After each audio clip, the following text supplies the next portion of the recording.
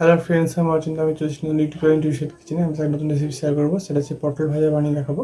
তো সেটা বানাতে কী কী উপকরণ লাগে আসুন দেখাই। তার আগে একটা কথা বলি, আমার চ্যানেল সেগুলো ছাড়া আছে। আমার যদি ভালো লেগে থাকে অবশ্যই লাইক কমেন্ট শেয়ার করবেন, বেশি বেশি করে শেয়ার করবেন। যদি আমার চ্যানেল নতুন হয়ে থাকেন তাহলে প্লিজ সাবস্ক্রাইব করে দেবেন, নিচে বেল নোটিফিকেশনটা অল করে দেবেন, যাতে আমার ভিডিও আমার কাছে আগে পৌঁছে। তাই চলুন পটল ভাজা রেসিপিটা বানাতে কী কী উপকরণ লাগে আসুন দেখাই।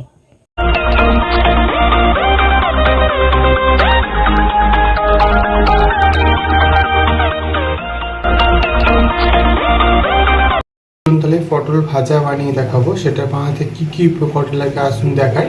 তার আগে একটা কথা বলে দিই, ভিডিওটা প্রথম থেকে শেষ অবধি দেখার অনুরোধ রইল। তার জন্য রেসিপিটা শুরু করি। এখানে আমি দেখুন 4টি বা 5টার মতো পটল ভালো করে আমি কেটে ভালো করে ধুয়ে নিয়েছি, দিয়ে এটা আমি ভেজে নেব। গ্যাসটাকে কড়াটা বসিয়ে দিয়েছি, তেল দিয়ে দেবো। তেলটা গরম করে আমি লবণ দিয়ে পটলটা ভেজে নেবো। লবণ দিয়ে দেবো, হলুদ দিয়ে দেবো, জিরে গুঁড়ো দিয়ে দেবো, লঙ্কার গুঁড়ো হালকা দিয়ে দেবো। সব মশলা দিয়েছি, ভালোভাবে পটলটা মাখিয়ে নেবো। পটলগুলো ভালো করে মাখিয়ে নিয়েছি আর ভেজে নেবো। তেলটা গরম হয়ে যাচ্ছে, মধ্যে পটল দিয়ে দেবো। পটলগুলো দিয়ে উঠতে পারি ভালো করে ভেজে নেবো। পটলগুলো উল্টে দিচ্ছি আর দিয়ে ভালো করে ভেজে নেবো।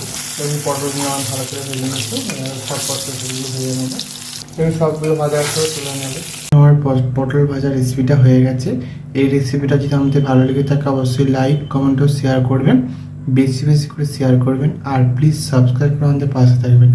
চলুন তো দেখা যাচ্ছে নেক্সট ভিডিওতে। এরকম নিত্য নতুন ভিডিও পাওয়ার জন্য আমাদের চ্যানেলটাকে অবশ্যই সাবস্ক্রাইব করে আমাদের পাশে থাকবেন। চলুন তো দেখা যাচ্ছে নেক্সট ভিডিওতে। আপনারা এইভাবে একবার পটল ভাজা এরকম মশলা দিয়ে, সব রকম মশলা দিয়ে বাড়িতে বানিয়ে দেখবেন, আশা করি ভালো লাগবে। তার জন্য দেখা যাচ্ছে নেক্সট ভিডিওতে।